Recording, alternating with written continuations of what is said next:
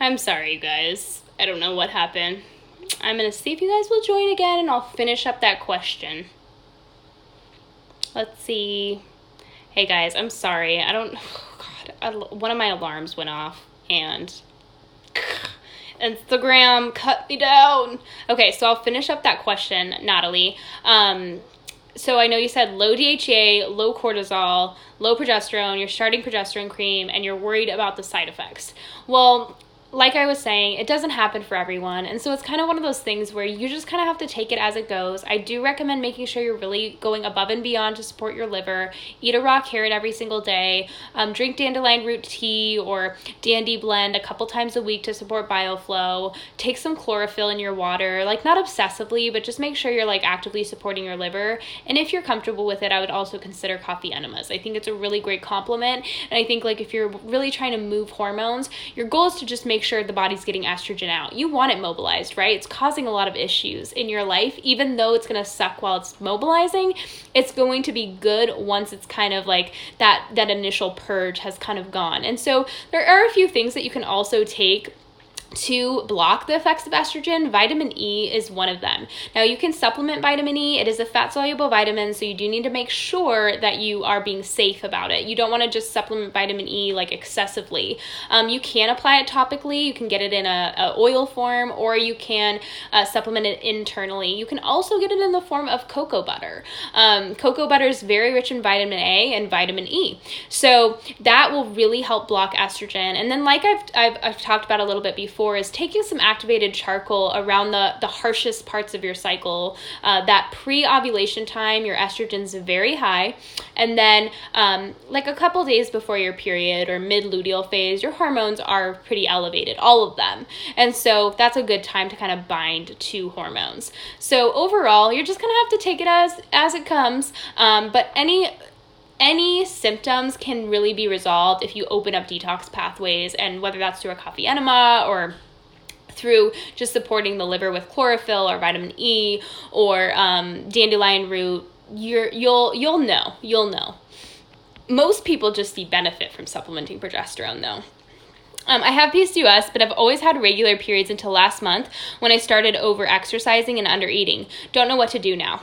Right, that'll do it to you. So that'll do it to any woman, even a woman without PCOS. So don't be discouraged. Just kind of, this is why I get really angry at like this new PCOS community. I think there's a lot of benefit, but at the same time, there's also a lot of women promoting very restrictive diets, and women with PCOS are thinking like, oh, I have PCOS, I must do this. And it's ending up hurting them and not helping them. And so, you just have to go back to really explaining to your body and showing it that it's safe. And sometimes it takes months for your body to kind of believe that it's safe. And that just comes with eating, regular balanced meals throughout the day, making sure you're not over exercising, and really working on your stress levels. And you'll see your cycle return. It will take maybe a couple months, but it will return. Thoughts, personal experience with metformin for PCOS.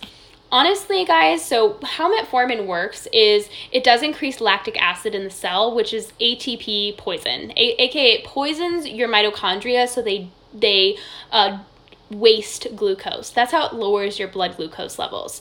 So a lot of people do purport it has benefits. I've always stated that I'm kind of neutral on it. However, I have been in practice with a lot of women who have PCOS, and what can happen, which I've seen a lot, is that being on metformin actually makes women less efficient at burning glucose. And so they'll have elevated blood sugar. It actually forces their body to burn free fatty acids instead.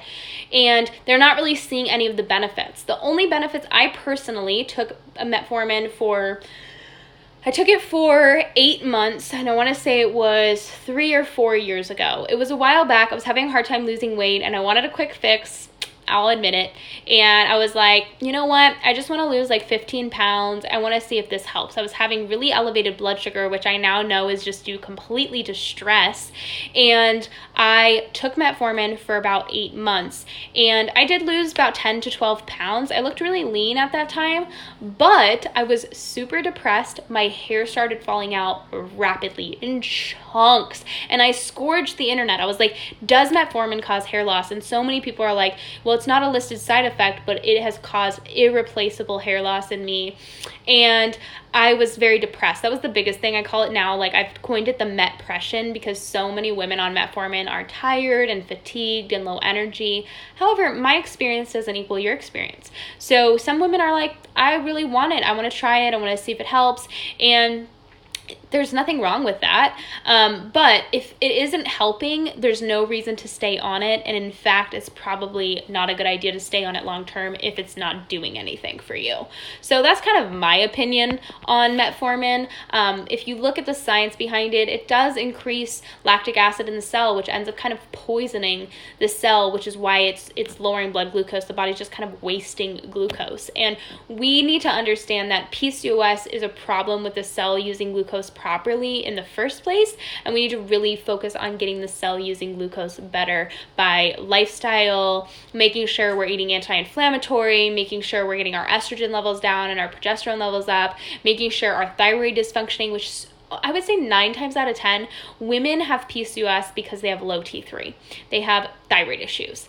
And so that's something we want to look into. We want to make sure we're eating regular and balanced. We're not doing keto, or we're not, eating 1 or 2 meals a day. We're in a good relationship that's supportive, that makes us feel beautiful, and someone's not constantly putting us down. We need to make sure that no medication is going to fix those issues. That's pretty much what I'm trying to say. Is it might be a quick fix. It might give you a few pounds lost. And then some women are like, oh, it helped bring back my ovulation, which is amazing. That's awesome. It worked for them. Great. But honestly, in my opinion, I haven't seen it benefit most women in any ways. Most women want to get off because they're so fatigued or depressed, or they have such bad GI issues. So it's kind of one of those things where it's worth a try. I don't think I'm not against it, but I'm more neutral towards it. And in my body personally, it definitely did more harm than good. Nikita said, haven't had a period in the last 2 months. Yeah, so you kind of want to go back to what you were doing before that was working for you, that was giving you a period. I have athlete's foot. Is that related to candida overgrowth? I've been taking a topical antifungal. Yeah, it can be for sure. It can be related to fungus in the body, whether that's a yeast infection, jock itch, or athlete's foot. So I find that soaking your foot in a vinegar and water and mustard powder bath works awesome for athlete's foot, as well as just straight up sulfur. Sulfur is so antifungal. It's awesome. And I've actually experimented taking it internally, which it's not technically an internal supplement, but it doesn't say it's going to kill you. And it has really helped. What it does is it turns yeast into sulfuric acid. So it just burns them alive. So it can be really helpful. But if you're looking for that, if you're I'm going to do a sulfur foot bath, it stinks. It's rank. I'll be honest, it's disgusting. It smells like sulfur, but it does the trick. And that is called Flowers of Sulfur, USP. And I get mine from Penn Herb Company. Metformin or inositol for insulin resistance. Well, insulin resistance is one of those things where it is a little bit more complicated than people are touting it. And just because metformin lowers blood sugar, leading to lowered insulin, doesn't necessarily mean it's helping your cells respond better to insulin. There's a difference between lowering insulin and lowering blood glucose and actually helping your cells respond to those things better. Very separate issues. So my preference is inositol. My preference is berberine. My preference is getting on an anti-inflammatory diet that's very metabolically supportive. My recommendation is progesterone, and my recommendation is thyroid. Those are my recommendations for healing insulin resistance. Random, but love your t-shirt. Where did you get it? LOL. Okay, so it's Free People, but I would never buy it at Free People. I bought it at TJ Maxx.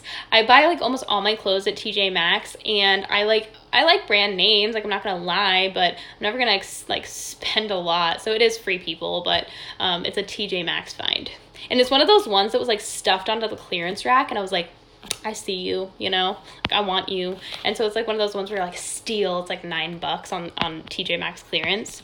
Would absolutely love it if you did a video on rosacea. Of course, it's something that I struggle with, and I will be honest, it's something I still struggle with. It is better. It's actually one of my main focuses in my health right now. I go through phases where like I first wanted to get rid of my insulin resistance, I wanted to get rid of my weight, and now I'm like dialing it in. Like I want to really figure out, not just like my hair loss has really stopped, but now I'm starting to like try to really grow my hair back. If you notice, like all of this is really new growth. Like my hairline's starting to grow in. This is still like growing in. I went bald on this side, and then I went bald on this side, but I'm starting to get it to grow back. So I'm really trying to work on my hair growth, and then I'm really trying to work on my rosacea right now, which is getting a lot better. But you can see it's still kind of red, and I have KP on the back of my arms too, which is getting better. It's actually taking aspirin therapeutically has really helped me with that, but I'm going to totally do a whole video on it. I just kind of want to I like to experiment with stuff and like figure things out before I tell you guys about it, because I obviously want to give you guys stuff that works. But rosacea is actually a metabolic issue. It's not a skin issue at all. It's bursted blood vessels, and the blood vessels are bursting because of severe stress. And if you guys want to actually find a really cool article on it, type in Ray Peat rosacea. He writes a lot about how metabolic stress can cause rosacea and bursted blood vessels. It's very interesting. When you say using sulfur for athlete's foot, does MSM work? Yes, MSM can be really helpful as well.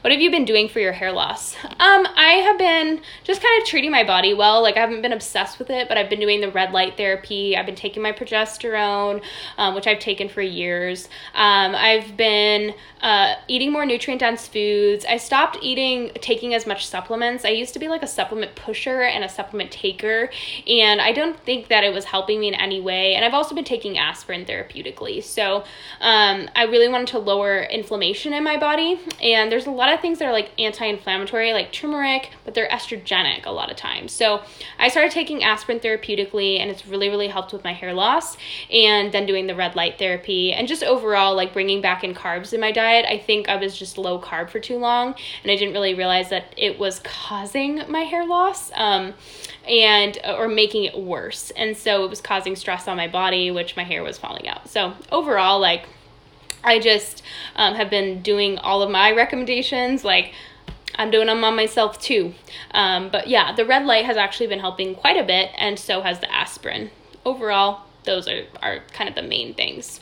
But okay, guys, I'm at the end of the Q&A. So I do want to like say, if you're still sticking around, these will be on YouTube. I'm going to have to put them in 3 parts because I obviously like mess up. Oh God, don't look at my nails. They're just disgusting. And I will be doing lives all week long next week once Fully Nourished comes out. So like once Fully Nourished is launched, I will let you guys know. If you're on the VIP list, email list, you'll know. And then I'll be allowing you guys to ask questions about it all week long. Keep in mind the $100 off will be open for 10 days. So I want you guys to have all your questions answered and have time to like kind of make the decision before you do it. I know a lot of you are just like, dude, just launch it. I want to buy it. Like what the heck? But I want you guys to like, I just want you guys to feel like I'm not like pushing it down your throat. I want it to be right for you. So that's all it is. But yeah, keep an eye out for that. I will go live again on Friday morning, and I'll try to do a story tomorrow. I'm thinking about doing something on like adrenaline or stress addiction, something like that. So I have something in the works in my head for sure. But yeah, I'll see you guys tomorrow. And again, like I always appreciate you guys' content requests in the DM. So if you guys are like, hey, I want a story on this so bad, tell me. I'm so happy to do it. And it kind of helps me because sometimes I'm like super stressed or I have a long day and I'm like, oh, I don't know what to do. Like, I don't know what to talk about. And I'll do it if I have an idea. Just like making a decision on what to talk about is the hardest part. So I appreciate your guys' content request being here. All right. I love you guys. Have a good night, and I'll see you tomorrow.